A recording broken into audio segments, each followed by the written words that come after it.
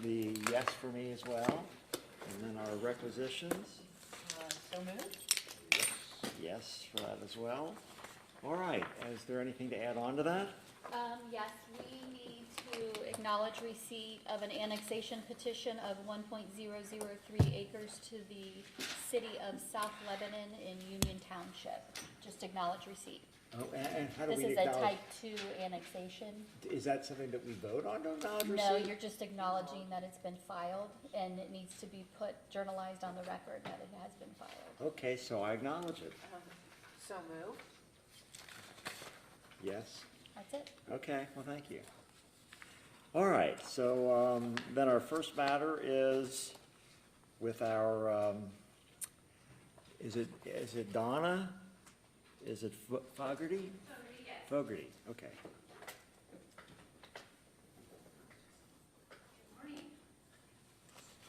Good morning. Thank you so much for having us. Do I need this? Maybe, I don't know. I'm Donna Fogarty, and I'm the CEO of Warren County Community Services, and I appreciate you having us here today. I know we've been here quite a few times over the years, so I won't take up too much time of your time with most of our programs that you're familiar with, and really came here today to talk about a couple of new exciting things.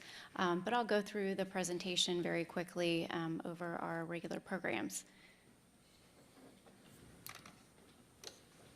So our mission is to strengthen the fabric of our community by providing services and connecting families and individuals to resources that are necessary for realizing their full potential for life. We try to meet needs and for individuals and also the community. We are located throughout the county, as you know, so here's all of our locations. Our early learning centers, we have 4 of those, and we're located in Carlisle, Lebanon, South Lebanon, and Franklin.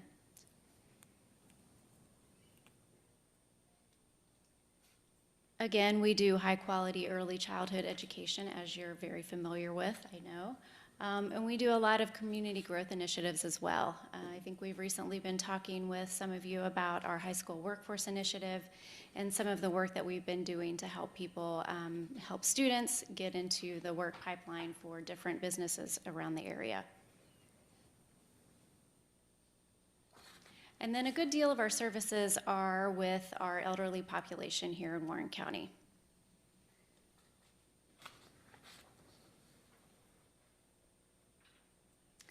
Again, we have quite a bit of housing as well. I know you've seen the signs and are familiar with our different housing complexes. We have 10 of those are for seniors only, and 1 is for affordable housing for families.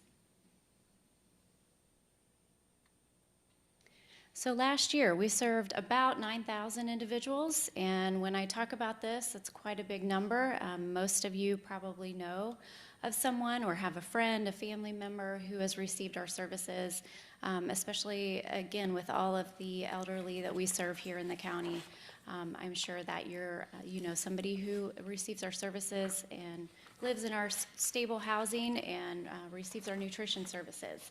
That really big number, the 339,000, is the meals that we served on Meals on Wheels last year, which was up about 25,000 or more over the year before. So, what I came here to talk about today, exciting. We have a new mobile unit. We wanted to bring this to you and share in our excitement that we're going to get out and reach the corners of the county where we don't have a physical presence already. We know that we get a lot of calls and a lot of requests from folks who can't really quite make it into one of our offices for assistance, and we also have a lot of people who need our services who don't really have an easy time using the internet and the computer and applying online for different services. So this will break down that barrier. It'll ease access for individuals who need our services, and it'll break down that transportation barrier as well. It's not wrapped yet. Those are some of the, the prototypes. I think we finally landed on the circle on the back, but that's what the sides will look like.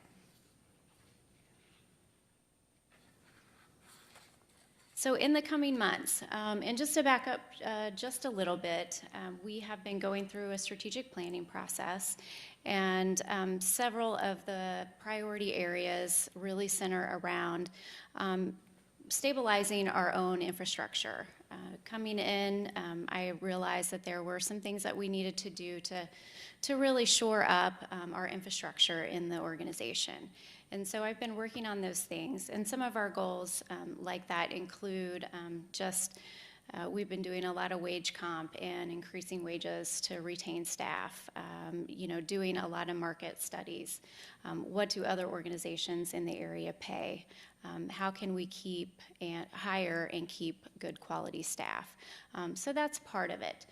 The other part is that we are going to be seeking our designation as a Community Services Block Grant eligible entity. So in 1966, when we were first formed, we evidently were a community action agency and named a community action agency. At some time over the next 9 years, I want to say it was in 1975, we ended up becoming a delegate agency of what is now Miami Valley CAP, Community Action Partnership. At the time, I think they were SCOPE, changing names. So what that means is we don't receive our CSBG, our block grant funding directly from the feds, from the state to us. It comes through another community action agency. And we don't have that designation. And for whatever reason, for nearly 40 years, we have not had that designation. And so we'll be seeking that. And what that means is I will be going around to the 15 municipalities and asking them for that endorsement. So any support that you can provide in this endeavor, I would greatly appreciate. It's going to be a lot of conversations. And really that does not change anything for us as an organization or what we're going to do. It means we'll be able to get funding directly and we'll receive that designation. We'll have access to over a national network of over 1,000 community action agencies. Access to those resources. Our state association in Ohio, located in Columbus, they also provide a wealth of resources to their member agencies, and we'll be able to become an actual member agency of them. So really it means more training and development for our staff. It means direct funding for our CSBG grant dollars. And it just means that we have that designation. So other than that, it doesn't really change our workflow, our business, or what we do. It's not going to change our name, at least not immediately. I know that we've been talking a little bit about that in our strategic planning, that we often get confused with the county because of our name. So we may look at that at some point, but not as a result of being a designated community action agency. So that's really about it for us, those two new exciting things. Hopefully we'll be able to reach that designation at the beginning of 2024 when this grant cycle runs out. We'll be able to start that. And we do have support of our state office with that. And after I get all of the endorsements, they will hold a public hearing and make sure that everything is approved. So, any questions? Well, it almost seemed like you were hesitant on, it seems like we're part of the county, but we're not. Can you explain that a little bit? Sure. To me, it seems like you are. We are, but technically we're not the same organization. I guess we're, a private 501c3. We're not part of the county in terms of the county government. You're not Right, a state. but you're not a levy driven, right? We are for some of our services, but not for all of them. And I think it's just a matter of customers, I think, get confused. They call us and think that they're calling you. That's really the gist of it. Well, welcome to Warren County. Thank you. You've been on the job now how long? Just about 9 months. Okay. Yeah. And so you're going to stick around then? I am. I have been so impressed with this community. Everyone is just ready to take care of the community and give back. And I just am, every day am impressed with not only the staff at Warren County Community Services, but just the community members, the local government. Everyone is really talking to each other and working together, and that's not something you see everywhere. Where did you come from? I lived and worked in Northern Kentucky for about 26 years, 27 years, and then I recently, in 2018, took a position in Missouri. And so I worked in Jefferson City, Missouri for the State Association for Community Action. I was the executive director there.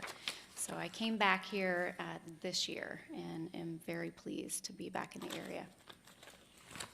Well, if the board wants to consider it, we could actually, you could draft a letter for our review, and then that could be an introductory letter to the communities inside of the county that we support this, or this is what's going on, this is why we think it's important. That would be wonderful. I would appreciate that. I have a template, because believe it or not, here in Ohio, there's a couple of other agencies that have had to do that, because over time they became a delegate, and now they're trying to kind of get on their own as well. So that would be great. I can send that to you. Yeah. Well, Okay. I just want to say how much I really appreciate your colleague Annie over here. She's really an active member of the community and puts a really bright face on the organization, and has just been a wonderful partner on lots of things that we've been working on in the county. So we appreciate her and your leadership, and look forward to continuing to grow our partnership over time. Absolutely. Yep. I was very lucky to come into an organization with some really great, strong staff. So, and I'm getting out there. I'm slowly but surely getting out to meet different groups. So, All right. Well, thank you so much. Thank Appreciate you. you coming today. all right. Take care. Okay, next we have an administrative hearing with, is it Medina Properties? Melina, oh, I'm sorry. Melina Properties, Stage 2 PUD in Union Township.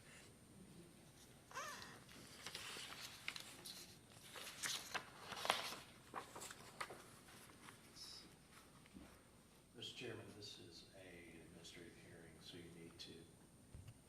Mr. Chairman, this is an administrative hearing, so you need to swear the witnesses in that are going to testify before the board today. Okay. And do we have anyone else besides, anybody else in the audience is going to, all right, if you can stand and raise your hand. Do you swear to tell the, I'm sorry? You too. Oh, Yep, everybody. Do you swear to tell the truth, the whole truth, and nothing but the truth? I do. Thank you very much. Okay, go ahead. And you, All right. please state your name and your address for the record. Yep, my name is Cameron Grushinsky. I'm with the Regional Planning Commission. My address is 185 Keevers Point, Springboro, Ohio, 45066, and I'm here to present the Melina Properties PUD Stage 2 in Union Township. So PUD Stage 1 was approved on May 26, 2022. The County Commissioner resolution added Class 1, 2, and 3 composting facility as a prohibited use. And today we are here for the County Commissioner decision. For the project overview, these are a few site details. The applicant is Melina Properties, LLC. The site address is 3268 South Route 42. Site area is 10 acres. The current zoning is I2 PUD. Here's a regional vicinity map. Here it is more zoomed in, showing its relation in Union Township, east of Highway 42, and a former Class 1 composting facility. Is this the old Marvin Gardens? Yes. And here's the site aerial as well. For current zoning, this is currently used as a single-family residential and a landscaping service, and of course is I2 PUD. Here is the detailed site plan.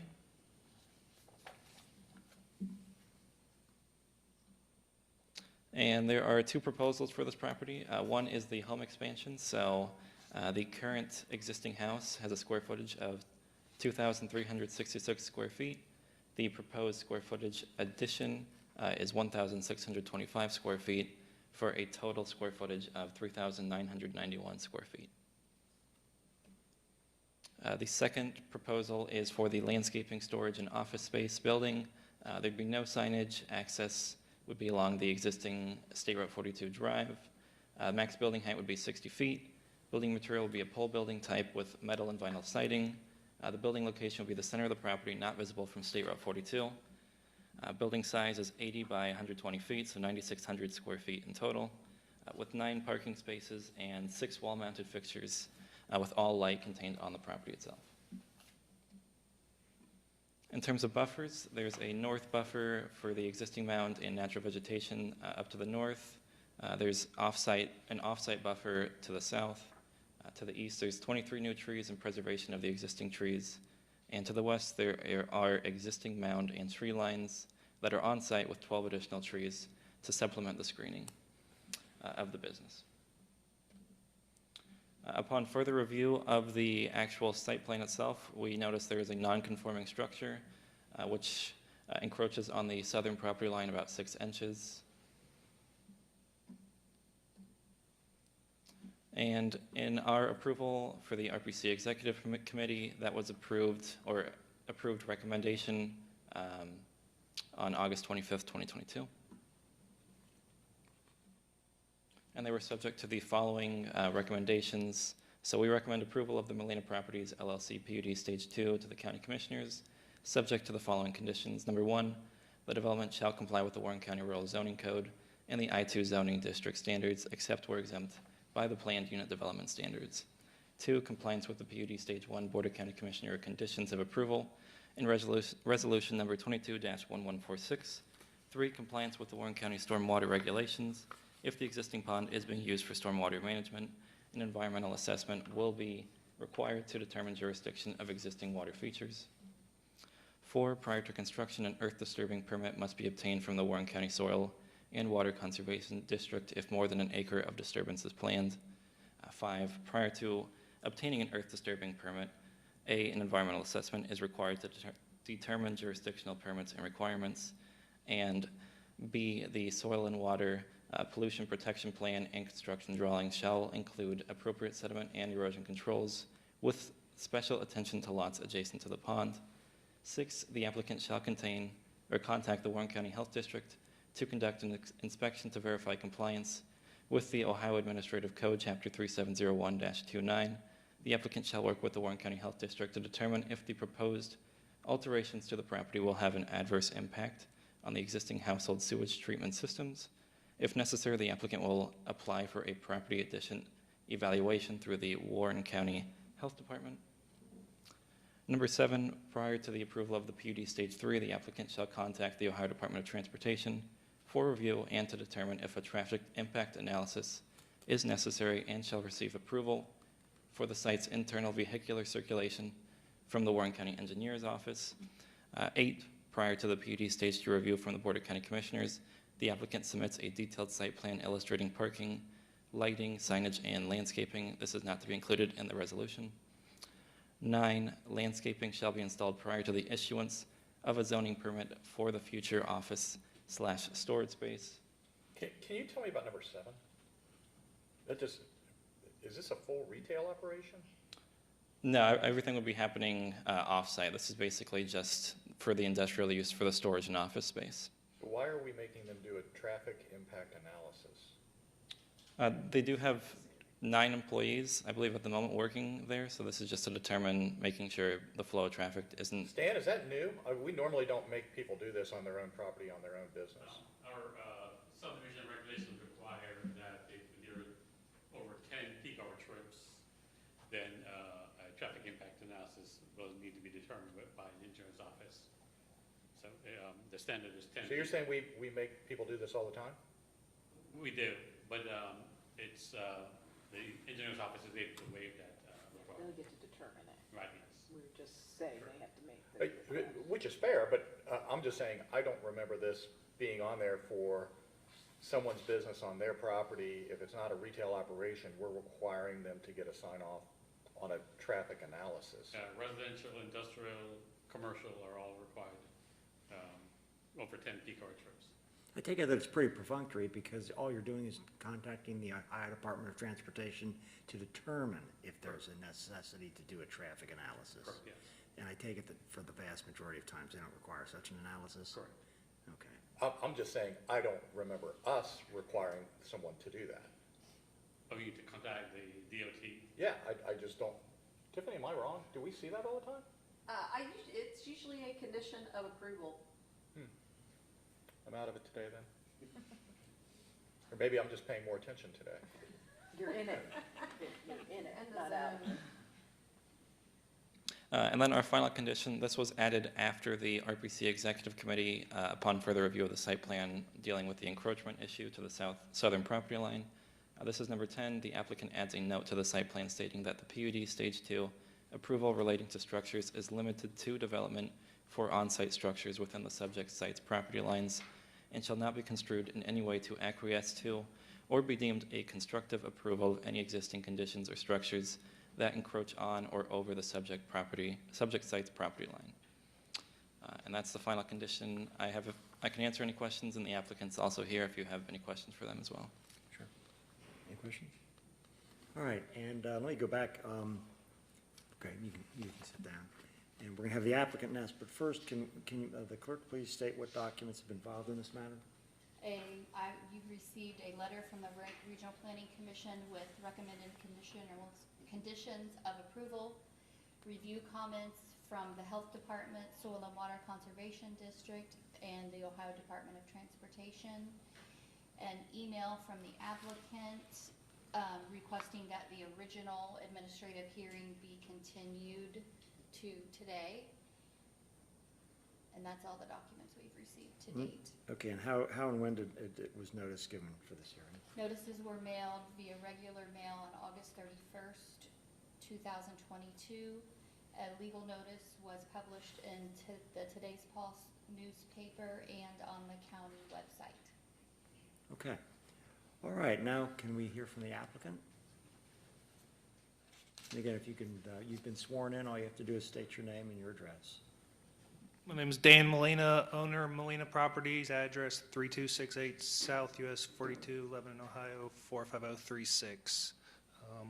Cameron described everything pretty well. We've took all the staff recommendations into consideration, contacted Soil and Water. They're not needing any type of permit because we were going to disturb less than 1 acre of ground. We contacted ODOT. They do not need a traffic analysis because we're having less than 60 trips in and out of the facility. What was the other one? You don't have a problem with any of the conditions? Yeah, you don't have I to don't, tell us I now. don't have a problem Yeah, with you any just have of to the tell us conditions. you're okay with it. We've already met them in advance. Okay. Open for any questions to help out. All right, anybody else have any questions? Okay, thank you so much. All right, does anybody else want to testify today as a proponent?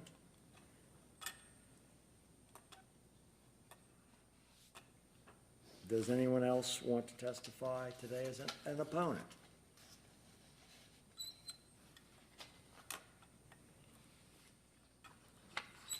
Okay, seeing none, and given the fact that nobody opposed this, I don't suppose that we have to have you say anything more, applicant. Does the board have any other commentary on this? All right, so is the appropriate thing now is that we should close the public hearing? Yes. All right, do we have a motion to close the public hearing? So moved. Yes? Yes. And is there any discussion from the board? All right, do we have a motion to adopt? I move that we adopt the Stage 2 PUD with the conditions set forward for approval. Second? Call the roll, please. Mr. Grossman? Yes? Mr. Young? Yes. Mrs. Jones? Yes. Okay, thank you so much. Good luck. All right, we now have a work session with Economic Development. Matt Shipley, are you here today? Yes, there you are.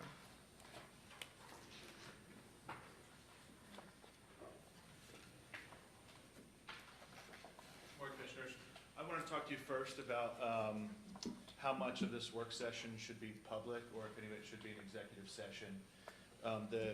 The proposals we I received. know that we many of know them- you, Adam, but can you state your Yeah, name? I'm sorry, Adam Nice, Assistant Prosecuting Attorney. And so I want to talk to you about how much of this meeting should be done in public, or what maybe could be done in executive session. A lot of the proposals have been stamped all over as trade secret information. These companies want to protect their pricing and their coverage areas and things like that. I think there are grounds available to discuss it in executive session. Any matter to be kept confidential by other law under G5 could be an executive session issue. Your other law would be the Trade Secret Act, which is 1333.61. The other issue you have is that your RFP statute says none of the documents can be made public until after a contract would be awarded. And I'm just thinking practically, if we have to follow that law, how can we sit here and kind of read all these documents out loud in a public meeting if we're not supposed to make them public till after they're awarded? So sort of following a string of statutes, I think there's grounds to discuss at least sort of the pricing and the coverage if when it comes time to do that in executive session. But I know this board is at the very early stages of reviewing these RFPs. So I don't know if you want to have some discussion here in an open meeting about what your plan is or what your steps are for reviewing these first in a public meeting. But if you need to get into sort of the nitty-gritty details about, well, what's the pricing, what's the coverage, what are we going to get for our investment, things like that, I do believe you should go into executive session for those items. All right, well, so what's the board's pleasure today? Do we want to make just a general, presentation first with Matt, and then, if we'd like, go into executive session to talk about particulars, and then announce what our, how our future analysis will take place on this? I guess I have a question, Adam, around our consultant. Is our consultant able to be in executive session with us? You can invite anybody you want into executive session, yes. Because I think that the purpose, from my standpoint, Tom, was to be able to talk to the consultant about the specifics of the individual plans. Because, as I understood it, our goal was to decide who, if any, folks we wanted to hear additionally from, to be able to invite them for a presentation, correct? Correct. So I don't see how we can have, given what you just outlined, I don't think that could be a fulsome conversation here in public session, and we're required by law to protect pricing and other things that they deem trade secrets. I would take almost the opposite view of, I understand that the particulars of the proposal I agree with, but my questions did relate if we should move forward and if we should go down this path, that there was more information that had been coming almost on a weekly basis, what was looking at. And I think the only reason I even agreed to move forward with this was we were not going to actually choose a provider. I think, we still have that opportunity. We might, but we have the opportunity to assess, should we be doing this? When I think that's 100% appropriate to be, that discussion to be going on in a public session. And then, yes, if the consensus of the board is, yes, we should move forward at this point, then it gets into the particulars of who should we move forward with, which I think it's completely appropriate to be an executive session for that. Well, I don't have any problem with having that conversation again. I think that's possible to sort of bifurcate those issues and say, okay, let's talk about other changes in law, there are other funding sources available, all of that. But if you need to discuss what are we getting for the investment, what's the proposal say of the specifics, who are they going to cover, where are they going to cover, how many, I think that should probably be done in executive session. So I just don't know when you're going to get there. If you're there, I can propose a motion for you that will sort of cross the T's and dot the I's with your statutory kind of line to get there into executive session. So if you just want to give me the nod or holler at me when you think you're ready to do that, I can give you sort of a proposed motion to go into executive session. Fair enough. Okay? Thank you. All right. Well, good morning, Commissioners. So yeah, to the points that were just made, I think the items to discuss in public session would be kind of the twofold question of what's the pleasure of the board in terms of process of how we should, how to move forward. So that's kind of the first aspect of it. The second aspect is if the decision would be to move forward, kind of what that process is, what that looks like. I know Candace had a work session a few weeks ago and talked about the proposals that were received. From what I understood, the comments at that time were desire to take a look at all of them. We did receive 6, to take a look at those 6 and try to figure out how we start narrowing down towards the best proposal that we received. So I guess probably the first question is from the standpoint of to move forward or not to move forward. My thought in my head of how to maybe have that discussion was taking a look at the proposals we received, and if you can narrow down to your top 1, top 2, and there is one that you think is knocked it out of the park and is good enough to move forward, that might be an impetus to say yes we should. Or if you're not thrilled with any of the 6 that were received, at that time you could choose to reject all and either wait for other funds, other sources of funding that could handle this issue, or sort of go back to the drawing board and retabulate what, if anything, you'd like to do with the ARPA funding. Well, it just seems to me that there's this fundamental question that's just lingering over this whole thing, and I don't think Dave has changed his position about the board ought not to be investing in this. I don't want to speak for Dave, he'll be able to speak for himself, because of other federal funds that may be invested in this area.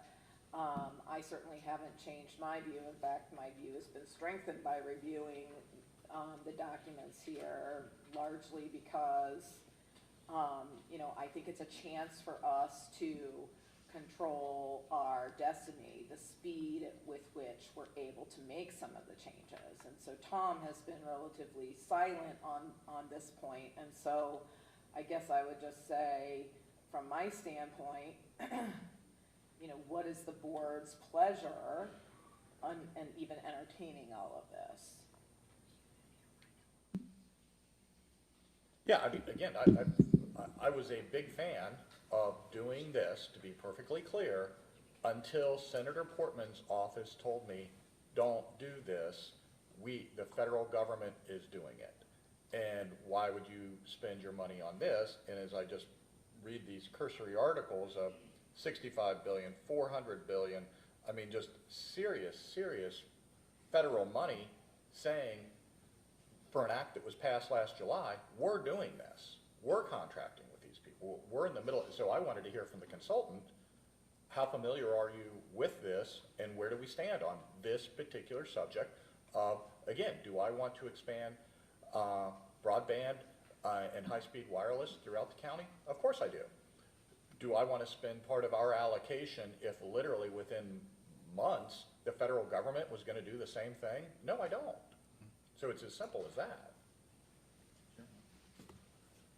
Morning, everyone. Excuse me, Jeremy Elrod Morley, project engineer, whatever you want to call me. And we had talked about that, I think, the last time I stood here. Unfortunately, Commissioner Young, I don't have any more clarity than I did last time. I mean, we stay in the loop on these things. We do a lot of work with counties and stuff.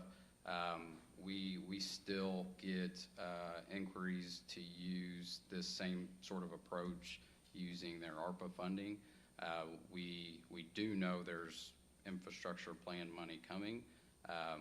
We have not, maybe we're not in close enough circles to know how, when, where kind of deal.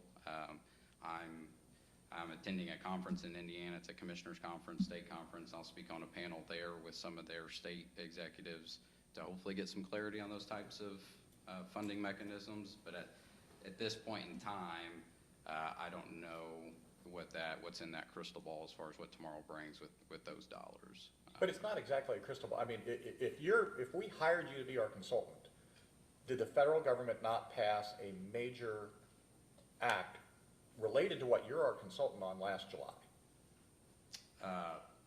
Yes. Okay. Was there not tens of billions, hundreds of billions allocated for this specific purpose? For broadband infrastructure, correct. I guess what I believe I said something similar last time, the, how that money gets allocated and expended may not be at your fingertips like the money you have today through ARPA. Correct. But is it all going towards broadband? Yeah, the country's got a broadband problem. They want to solve it, and there's a lot of money going there. But when I say, what I mean by crystal ball is I don't know if that's through a state program, if that's through a federal program. Is that a grant? Is that, applications you guys need a consultant to pursue? Do you need a public-private partnership? Those are the things that we, even with our work in industry, we just don't have clarity on. Well, how do we get clarity on that? Talk to your senators, Well, if there's an act that has passed that allocates funds for this purpose, what is the process by which it's determined when and how those funds will be expended and where those funds will be expended? And so I think the best way I can answer that maybe with an example. So, our claim to fame, how we got here, was our Vanderbilt County project in southern Indiana with AT&T. It was a large build. We did have a portion of that county geographically that was unserved. And so since that project, the commissioners there have always looked for how do we fill that. There was a 5% geographical gap.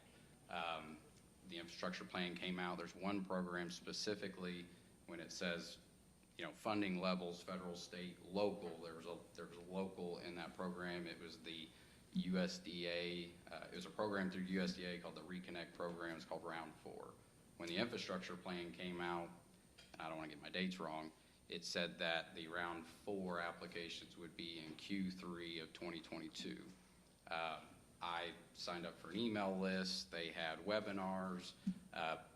We didn't find out until the last week of August that the Round 4 applications were due the first week of, I believe it's November. So we had very little time to prepare for it. And then ultimately the grant process, we sat down with the county, they have a private party, basically grant consultant, and we sat down and said, that's not doable for us, let's hope they have a Round 5. And so those, just an example of, that's an infrastructure plan program, but the lack of detail and we just weren't prepared for when it hit. But it was a typical grant process. You fill out paperwork and you put forth a plan and a program and hope you get it kind of deal. So. We also know in the state of Ohio, the state received a massive allocation for this precise purpose, and much of those dollars have already been released to build out Ohio's Appalachian region, for example. And so Warren County was not in that area, understandably.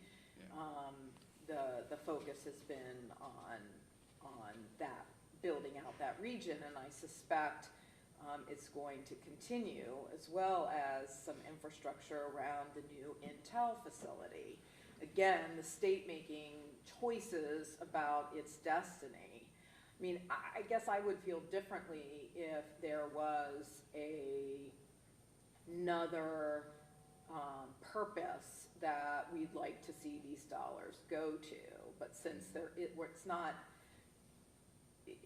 there's not some other project that's sitting out there that it's either this project or that project. We have these resources. We've made the decision to invest these resources because we know that they're going to get spent somewhere.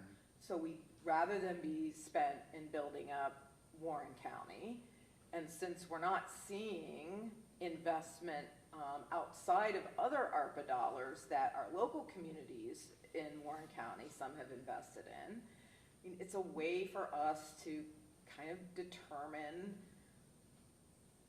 we either going to leave it to providers to decide what's in their financial interest to invest in their prioritization of investment, or we can put some money on the table to say, well, no, we'd like you to invest here, and we're willing to put some skin in the game to get that done. If there was another project sitting out there for some other public purpose that we'd want to invest in, then I could be compelled to say, okay, this this issue takes priority. But in the absence of that, and knowing these dollars are going to be spent, probably in Ohio, if they aren't spent by us, what is the downside in leveraging these dollars to, I mean, I remember when you were here before and you talked about the specific AT&T project, that having those resources allowed you to determine what was actually going to happen in your community and not leaving it to the state or the feds or an individual provider to determine where the investment was going to be. I mean, does that rationale seem, reasonable to me then? Has your view changed of that opportunity? Yeah, so that AT&T project, it's still, to what they tell me, it's still the largest fiber build in the country at the moment. They are 10 months into it. They'll be done next November. They've got, I want to say, roughly just under 5,000 homes up and active with fiber service. Their CEO made a visit to Evansville, got national news. So that's a staple project for them. I do want to, again, everything's at the pleasure of the board, and legal can correct me if I'm wrong here. But as far as the RFP goes, and Commissioner Young, I think this was your position last time, as far as moving this process, the process I'm here for today, I mean, we're not deciding, we're not selecting a provider, we're not making an award here. So I think we can continue to move this process forward. And I'd be more than happy to talk about the particulars in an executive session, but I think, even if there's state grant money or infrastructure money, the efforts we've done today don't translate. We just can't take those proposals. I don't believe, maybe there's an avenue, but I'm not aware of it. We can't just take this process and say, okay, we have these proposals, let's spend this money. Just meaning that I think there's value in keeping this process moving forward. And at the end, you guys, again, at the pleasure of the board, you're at liberty to make one or multiple awards or no awards. So today, personal opinion today doesn't make that decision. And even at the next meeting, whether it's interviews or however you guys choose to proceed, ultimately you don't have to make a decision at that point in time either. But I do think there's value in keeping this process moving forward. Well, what does that look like, keep this process moving forward? So I think as Matt mentioned, you guys have the ability to, you don't have to, but we specifically wrote in the RFP that you guys could select one or multiple providers to do basically an interview process to come in and present their proposal. You guys ask questions. That was something that I was going to attend as well. To get any clarity, Matt, is there anything you want to add to So that? the idea would be we would go into executive session, we would review the proposals we have, and we would perhaps select 3 of them to proceed further with. Is that what you think? Yeah, I mean, my vision, I guess, from today's work session was to Jeremy's exact point. I don't think we're at the point where, we're ready to make any sort of final decisions on if we're going to select a provider, and if so, who that provider is going to be. I had envisioned today being more of a review of the proposals with the consultant here for you all to ask specific questions, potentially try to narrow down the 6 that we received to a top 2 or top 3, however many you'd like. And then if there's additional information you needed from those 3 or questions you'd want to pose, and Commissioner Young, I think some of the questions that you had posed about other resources that these providers might have through the infrastructure bills that were passed and things like that, they can probably talk a lot more granular to that of I how. thought one of them actually specifically spoke to that matter in the meeting and talked about the eastern side of the county of, we're already doing this, who I believe was exactly the quote.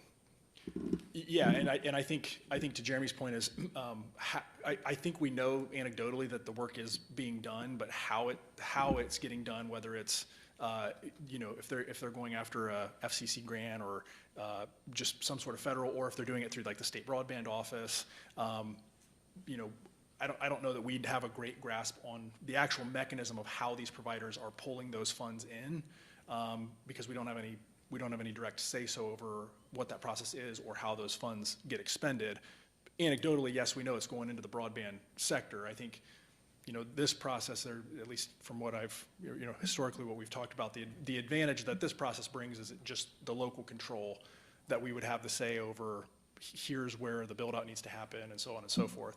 But that's where, to Jeremy's point, is I think today would be a good opportunity to dive into the proposals just to see what you've got, ask those questions, and if you want to narrow it down and bring a couple back in for further interviews, you have that ability to.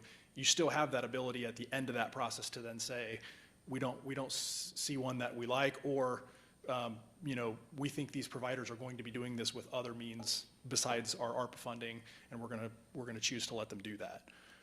So I think that's Okay. And I would just add, I mean, if we decide to go through the proposals and you say, hey, I don't know which 2 or 3 I'd pick, I don't think you're required to make any selection for, whether it's top 3, so I just didn't want you guys to think that we had to make certain decisions today. All right, so can I make a suggestion that we continue our discussion on this and go through the rest of the agenda to the extent we can, and then come back, because I think it's appropriate for us to go into an executive session and talk about some of the particulars and how we can advance the ball on this today, and then and determine that, and then come out of executive session if we have anything else we want to say about it. But first, let's go on to our next agenda item and get finished with that, and then come back to this. So the next agenda item is again with you, Adam, and this is with a relative to donation of property no longer needed by the former fire investigation team. Can't see you without these. They tell me it's bifocals, but I refuse to believe them when they say that. Yeah, well, that was my problem reading things today, because I don't have bifocals on, and I Yeah. didn't bring reading glasses. So I've told them kind no of twice. They don't blind. help. Let me The just regular tell you, like, glasses take away and help me with far off distance, but reading is not the forte with these glasses. Okay, so again, Adam Nice with the prosecutor's office. A little history that I've just recently learned. At one point in time, Warren County and the various fire departments or fire districts formed what they called a Warren County Fire Investigation Team, sort of an arson task force, if you will. And this predates me even being a licensed attorney. This started in 2006, I believe, and or maybe earlier. I don't exactly know when it was formed. We did find bylaws on it in our office, but it has been dormant since David Forenshal's been the county prosecutor. I don't think they were really active much since Rachel Hutzel was the county prosecutor. So after about 10 years of no meetings, no action, no investigation, no functioning at all, pursuant to the bylaws, they dissolved this arson task force. So whether or not a fire chief somewhere will take up that mantle and start a new one, they do have a fire chiefs association that meets regularly. They have mutual aid agreements, so it could just be that it's not necessary anymore. They're already functioning without this sort of special little team of investigators. But we have a lot of equipment that is in our inventory, meaning the county prosecutor's inventory, that we purchased with general funds over the years for the fire investigation team. Most of it's cameras and some voice recorders, some lights. There's a trailer. And so after the fire investigation team dissolved it, the question was what to do with this stuff. The stuff is physically located in a few different fire departments in their headquarters. So Lebanon Division of Fire, Clear Creek Fire District, and Deerfield Township Fire and Rescue, they both showed interest in just retaining the things that they have that we purchased over the years. And so my request is that you declare them obsolete or no longer needed for this public purpose, and we can just, by resolution, donate them. You don't have to bid them or do it, advertise them for sale or anything, to those three. I wrote a resolution for you. There's an attachment that's sort of color-coded. The items in orange are going to Lebanon Division Fire. If you want Clear Creek Fire District, are the items sort of in red, and then Deerfield Township being the items in green. So if that's the board's pleasure, I think I do need a resolution from the board, because these things were ultimately purchased with contracts that this board signed over the years. So that's it in a nutshell. If you have any questions, I can try to answer them. Okay, so we need a resolution to permit you to donate this property? That's Is that correct. what you need? And, okay, and is this is the That's the resolution? resolution. All right. Does this specifically mention this specific property, or is it just generally? It says attached here too, if you look Oh, down okay. there. Yes, yeah, by incorporation of the attachment, you've got a list of all the property. It even has the cost of what they were originally purchased at. Most expensive item on there being a trailer, an 8x18 trailer that was purchased in 2007 for $8,000. Lebanon Fire, the Division of Fire has that now. They're not using it for any emergency or fire response. They're going to use it for educational things in the community. That's what they're doing with it now, actually. So the fire team sort of stopped using it over the years. All right, so the proposal is to donate, I'm gonna let my colleagues see this property to one of what, 3 entities? Either the City of Lebanon, Clear Creek Township, or Deerfield Township? That's right, to divide it up. But they already have possession. They already have so- possession of So it. they would just continue to keep and utilize the stuff that they've already have and are utilizing. Right, but it'll be theirs now. All right, so instead of- now, instead of them just having it to use, this is a donation which will make them the owners of the property. That's right. Mhm. And we'll get it off of our books in terms of our inventory sheet. There we go. All right, well, I have no objection to that. Do you want to propose that we pass that resolution? Do we need to read that into the record? I need Title that only. if we need to. Title only? Okay. All right, can you please read by title only? Have a resolution declaring property no longer needed for public use, obsolete, and unfit for the use for which it was acquired. So moved? Yes? Yes? Is it okay for us, do we need to ask for a roll call on that, or no? Sure. Okay, Mr. Grossman? yes? Mr. Young? Yes. Mrs. Jones? Yes. Thank you. Okay, thanks so much. Now, do we want to conduct the budget work session yet, or we want to leave that really to the end and just go into perhaps executive session on the other matter? Yes, we can leave the budget work session till the end. You can go into I do have 2 items to bring to your attention. One that would potentially require action, and the other is just direction. I was approached by Hamilton Township in regard to property they own located next to the Richard Reniker water treatment plant. They intend to put a small, I'll say a small impound lot there on property that they own next to our treatment plant. They've asked if they could, in their design of the impound lot, connect their fence to our existing fence. I've discussed that with Chris Broush. The prosecutor's office drafted a MOU that details all responsibilities and if there's damage and those kind of items. I do have that for action if the board so wishes, but no one had a problem with doing that. All right, so in other words, there's a fence around our facilities, and they want to use part of that fence as the fence for their impound lot. That's instead of correct. building So they two would, fences right next they to would be each other. attaching 2 sides to our fence All right. to enclose it. It will actually probably provide a little additional security for us. They'll have cameras, it'll be monitored. So Mr. Broush had no problems with that. All right, and so in order to approve that, what do we need to do? I have a resolution for consideration authorizing the county administrator to sign a memorandum of understanding on behalf of the Water and Sewer Department and Hamilton Township relative to the fence construction at the township's property located next to Richard Reniker Water Treatment Plant. Okay. So moved? And yes? Yes, and let's just call the roll on that, too. Mr. Grossman? Yes? Mr. Young? Mrs. Jones? Yes. The last item is just for direction. With Lauren Kavanaugh's resignation, there were 3 boards that she currently or previously sat on. The Family Services Planning Committee, that's one that actually Human Services heads up that we actually made an appointment to. I'd like to appoint Arlene as the interim director to that position. You can reconsider it once we decide the path forward on that director. The other one is the Metropolitan Housing Board. We had previously appointed Lauren to that board. I would recommend that Matt Fetty, as the director of the OMJ Center, be appointed to that board. Makes sense that he can bring that partnership with what the OMJ could potentially bring to the residents that utilize metropolitan housing. I believe his past experiences with public housing also make him the best person to serve in that position. So I would recommend that the board appoint Matt to replace Lauren to that position.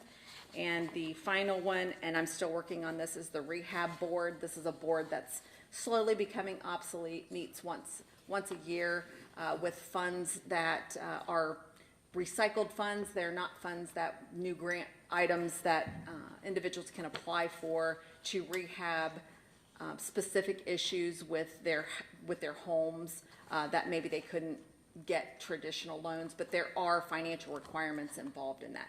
And once again, it's not a board that meets very often, as this is kind of filtered its way out, but it does need an appointment. And I'm considering, or for recommendation, somebody from building and zoning to be on that board. But I'll bring that back after I have a little more clarity on the duties. So with that, just direction on the rehab board, or on Metropolitan Housing Board and the Family Services Planning Committee. I'd like to get those on your agenda for next week for appointment. If that's, I like both of Okay. those suggestions. Okay. you okay? Okay, I'll bring those back. That's all that I have. All right, so now, we should have a motion to go into executive session, and how should we phrase that motion? I'd recommend a motion pursuant to Revised Code 121.22 G5, which is matters to be kept confidential by other law or statute. Those other laws being Revised Code 307.862, which is your duty to keep your proposals confidential and not of public record, and also Revised Code 1333.61, which is your requirement not to disclose trade secrets. That's my motion. Second? Yes? Do we need to call a roll on that? Yes. Mr. Grossman? Yes? Mrs. Jones? Yes. Mr. Young? Yes. Okay, we're going into executive session. Thank you.